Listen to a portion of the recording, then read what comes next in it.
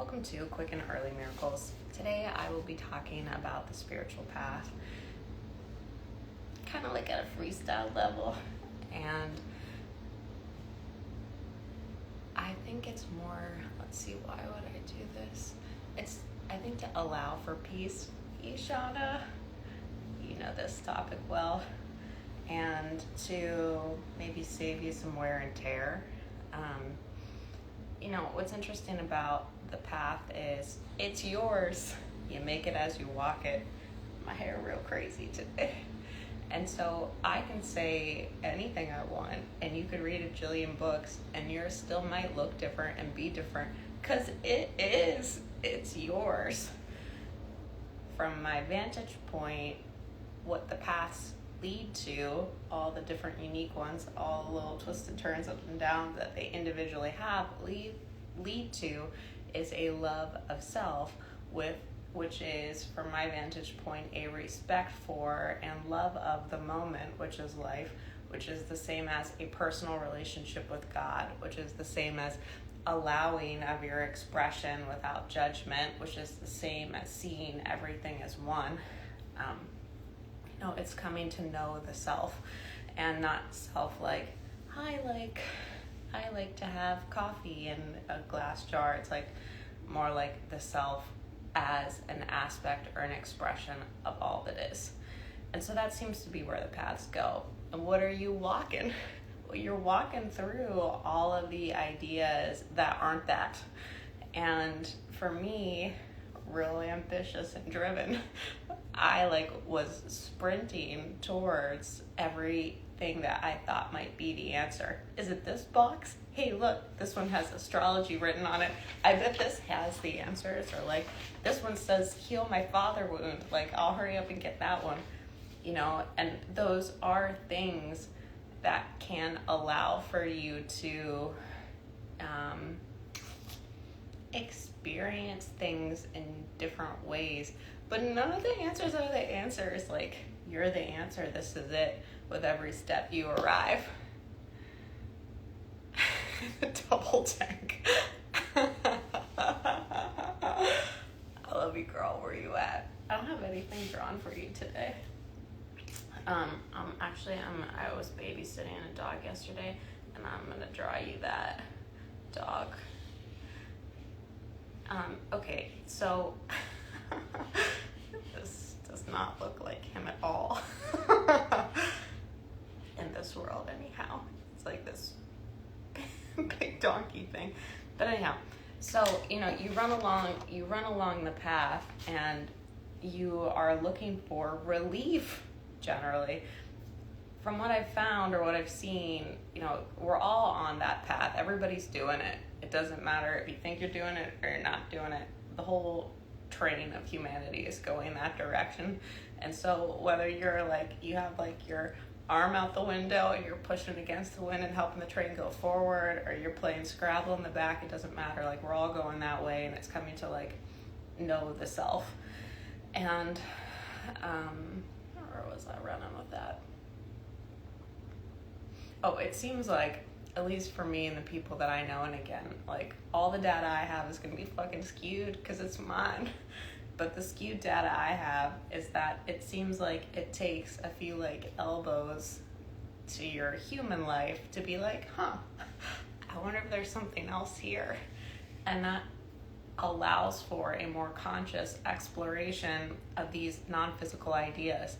And I saw, everybody was doing the spirit Halloween costume memes, and I saw several on spiritual folk, and sure, there's a type. I live in New Orleans. If there's a convention in town, no kidding, everybody pretty much looks the same. If it's an agriculture one, if it's an anesthesiologist, if it's whatever it is, there's a type. And that's because energy expresses, or not because, but it seems as though energy presents in a way that is characteristic of what is underlying. And so, if somebody's a teacher, they generally have these teacher things. If somebody's a mechanic, they generally have these things. If somebody is doing the work, they generally have these things. sometimes it seems like we'll get the things and then you'll get the underlying stuff. But, and at different points that might be true for you, but it does generally seem like a natural expression of what is underlying.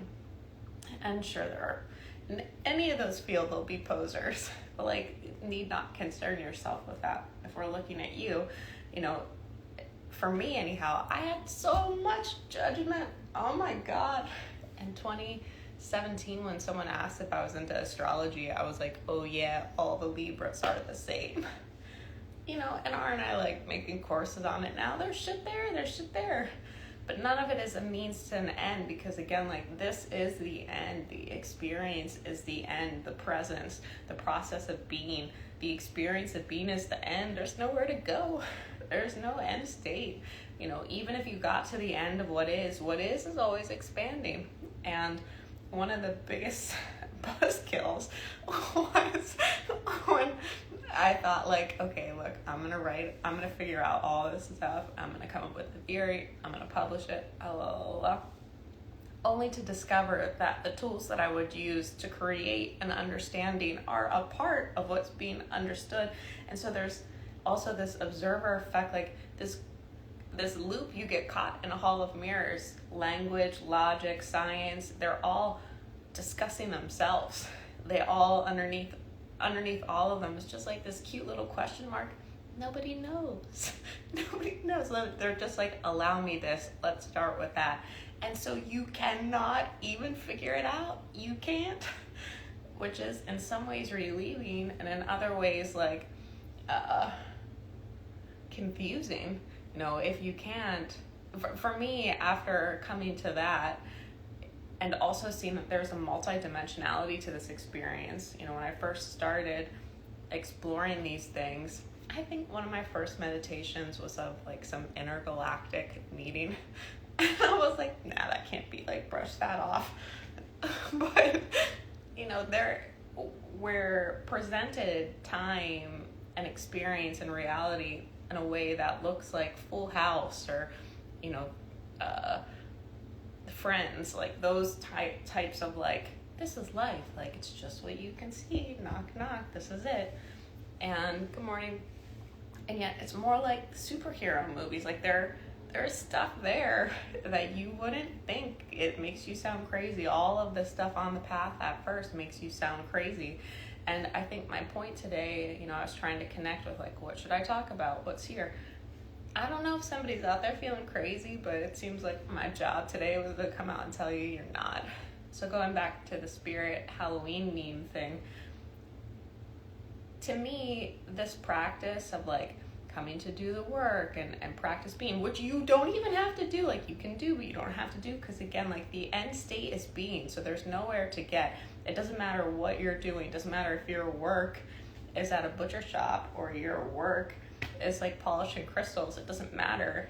It's all being. And so there's nowhere really to get. It's just, those are all ways to come to know the selves. They're different experiences to have. There's a resonance component. And again, life is doing life.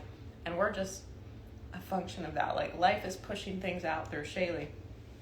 Shaylee, the personality, has gone through many iterations of not wanting to sit up here and talk, because she knows, I'm not perfect. I'm still working this shit out myself.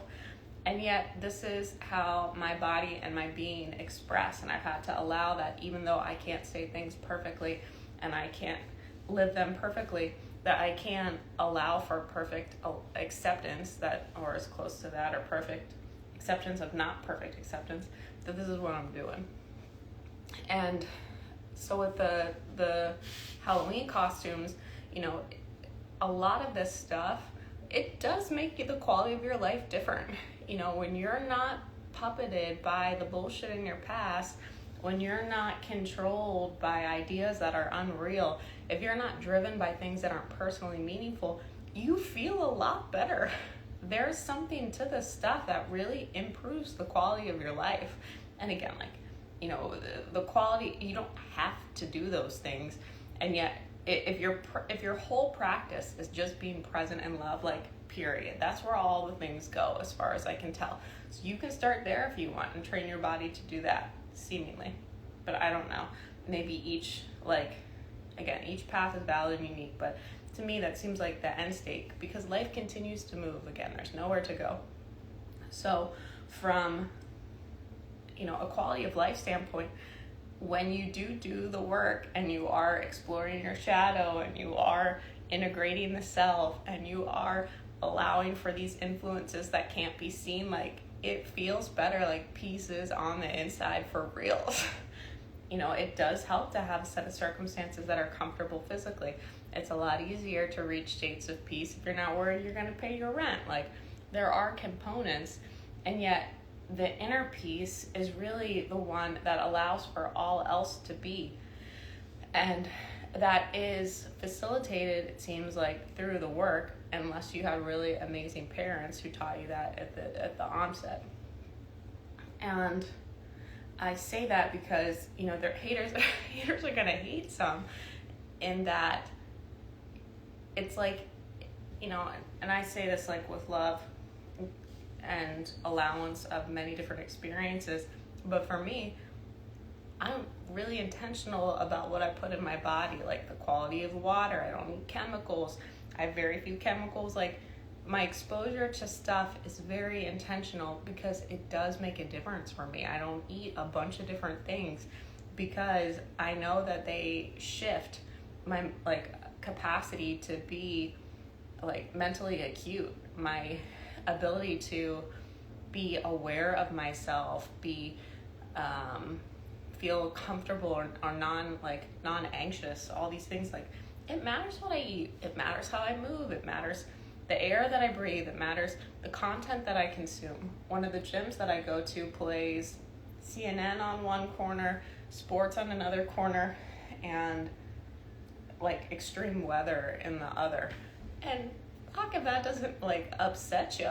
Like, why wouldn't that upset you? All of those things are conflict oriented in nature, and they're all saying stuff that's like, you're not safe, it's not good, this isn't good, you're not safe. It makes a difference. So I think my point is, like, if you're on the path, like, my wish is that I would have told everybody to fuck off a lot earlier, because there is, if you know stuff about what's correct for you, if you know what feels good to you, if you're led this way, it doesn't matter if anybody gets it. It doesn't matter if anybody likes it. It doesn't matter if you can explain it. Like, if it works for you and it feels good and it feels like life, not everything is easy, but it can be effortless in that it's moving in a direction that feels supported. That's the same as, like, sometimes I study physics for the fun of it. It's work, but there is also like a natural resonance or a natural inclination towards it, that the work doesn't feel like work. And there are probably a lot of things that you do, probably a lot of things that people do, that to some would seem like work, but for them it's just fun. Whether that's like home remodeling or cooking or childcare, like, work is an interesting term, and language really does shape your experience. As soon as you throw the work label on there, the rest of your body is like, okay, this is non-voluntary, it has a point, I don't want to do it. It does these things, it brings all of this meaning with it. I always talk about language as a suitcase. So you show up, as soon as you start using words, you bring your suitcase, all the bullshit that goes with that word. And usually what's in your suitcase is stuff that's not that helpful. So, I was saying that, like, do you, man? Because there is, as your consciousness, your awareness, what you're aware of expands. At first you're just aware. I have a cartoon on my profile and on medium.com of, like, this guy wakes up in 10 or 7 slides or something. You start out and you're like, this is the world, or who knows, maybe when you start out as a child, you don't, but you get conditioned to forget that, and you start to accept, the physical nature of things. The physical nature, and I say this all the time, is an illusion, man. Like, empty space, 99.9 empty space, action at a distance, wave particle type stuff. Like, it's not there are no straight lines. Like, there's nothing, time isn't even what it seems. So the physical reality that we're kind of sold, isn't it? And it's cute, but it can be, there's so much more. And sometimes you're actively looking for it. And sometimes it, like I said, you get a couple elbows and you start to find it. And as your awareness expands, and I've used this example before, but it's like, here are two servers at a restaurant and they're fighting. And then their manager, astute manager, is like, they're fighting because one didn't do the side work. And then, a more astute colleague is like, they're fighting because they're stressed about their rent. And, you zoom out, well, they're stressed about the rent because their parents will, and then you keep zooming out. And so, like, the cause of the physical reality ultimately can be unknown. It's unknown. But these other factors, these background factors, as your awareness expands, you start to see that things are this. And yet, then there's like a point, and they kind of like snap back, and it's all very simple. It's just sort of, it is. But you almost have to like clear or clean out those ideas, or again, just be present. So it's like the twofold path, like just be there for it, just be present without any narration, or clean up your narration or clean up your ideas over time. And it seems like this will do this. I have a video on that about 2-part healing where it's just pouring clean water in the glass. My mind really wanted to control and know things, and so it really wasn't down with that, but yours might be. And my point there is that as your consciousness expands, what you're aware of expands, the information that you're perceiving will be different, perhaps, than the people around you. And so while you're sitting in the room, it's kind of like, you say like, hey, did you hear the music on the street? And they're like, what music, you crazy? They just they're not attuned to hear it. Just because you hear it and they don't doesn't mean it's not there. And what I've been seeing recently is like, as this moves out, everyone's like, oh, okay. And there is, as you expand, and I've got a lot of videos on this as well, you have a little bit more space to see what was in a new light, in new context, and you will judge it differently. Oh, I did that because I didn't have self-worth. I did that because I was trying to get love. I did that because, and still none of the becauses are real. It's just kind of like you have to allow yourself to see it, accept it, and apply love in it. That's it, and you just boom, boom, boom. And a lot of, I don't know if it was like where I got it, but my idea was like, people don't really change. People are static. The fuck if they are. The fuck if they are. The core personality traits, as you expand, a lot of our core personality traits are trained into us, kind of like Pavlov's dog. Oh, look, she's good at this. Oh, look, he's the funny one. Oh, look, he always spills. Like, the kid's like, okay, noted, and we'll live that out. And not because like it wants to, it consciously wants to, but subconsciously it's like, this is how I get attention. This is how I feel connected. This is where I fit in. All of that stuff goes in there. And so by the time you like launch into adulthood, you have this set of patterns, this personality. It's not really who you are necessarily, unless again you have really, outstanding parents or just luck of the draw. But in general, like, who you think you are isn't who you are. And that the process is coming to be like, you almost like strip down all of these adaptations until what's left is your essence, like this pureness of, you don't need to be, do, go, get anything. Like, you are. And in that, you can have peace and settledness because you're not trying to figure out how to do stuff, because like you respond from the moment. I work with a shaman, every probably like 3 to 6 months, and what we were working on this last time was like validating more of my humanness, and that means that I really held myself to this kind of like purification fire where I could see everything from the different perspectives in such a way that I like almost watered down my own. So nothing was like personally offensive to me, because it's like, oh, I see where that comes from, and like here's a story about it that makes it all okay. And that's certainly a helpful skill to have. And at the same time, certain human emotions like anger are real helpful. If somebody's, causing you pain and you don't get mad, how do you know that it's like how do you change the situation? So it's allowing for the correct response to the moment to be unique. You can't always be this. Those are ideas, the personality ideas. Oh, I'm a nice person. Oh, I'm smart. Oh, I'm this. No, you are. And as you respond to each moment from like the core of your being, like you're free, one, of the mental anguish of trying to figure out what's correct, but you're also, dancing with life with less abandon. I was going to present, like what I thought to present was about how, it seems like it comes to this point where the answer is love. And love is for life, and it's varying expressions. Love is not just like, let me buy you flowers and pet your head. Love is also like, fuck no. Love is, I need to do this thing. Like love has, it's all things. And I try to, like, what had been helpful to me in my healing, because I had a lot of like lack of self-worth, self-esteem stuff, was almost to think about Shaylee as separate from me. So it's like, what does Shaylee need? Like if I'm in charge of this animal, if I have this plant to take care of, what does the plant reasonably need environmentally? What kind of exercise does the animal need to get? Like what foods are good for the animal?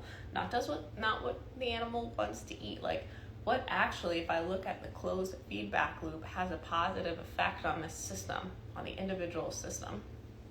And that's another thing, like on the path that you're converging through, there's so much information about how you should be, what you should do, what you should eat. That's not yours. It's not yours. It's like Coca-Cola's or somebody's. So, that kind of detachment allowed for me to make choices for her that maybe she didn't think she could make herself, or didn't feel important enough. If I start thinking like, okay, how do I tend to the integrity of this individual system? How do I maintain the health of this system? It really is for all the other ones, because if this is a leaky system and it's a part of the other systems, they're affected. And I have a lot of presentations around that too, where like to be selfish and care for your individual system is actually the most helpful thing you can do for everybody else. If you know when to say no, if you know the bounds of your system, if you know what to say yes to, if you know what to say, like what keeps you lit, that's how you serve. That's how you help. It's not by martyring or cutting off your pieces, because ultimately your incapacitation will affect the overall system you're involved with. So it seems from here. And again, like when you put stuff in words, you lose it. So that's why I use pictures sometimes, so that you're not using my words, you're using your own. But at the same time, none of this can really be articulated. None of this can really be pinned down. The reason, or one of the reasons it's come to me that I allow myself to do this again, even though I know that, is that the words of others have helped me along my path. And so there is a value to it. And also, like, it's fun. It's kind of fun.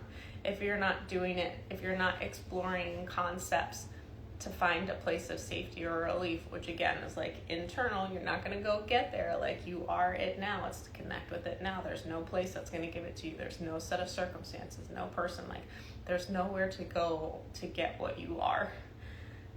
From that point, it's just kind of like fun to explore, like, oh cool, look at the features of the system, what happens if I do this, like starting to play with reality just the way you would play with any other kind of game. All right, anybody have anything before I close today? Thanks for coming out. If you're watching the playback, please let me know if this topic, the level of this topic, is helpful or interesting, and where you are on it. All that feedback is really helpful to me. Thank you so much.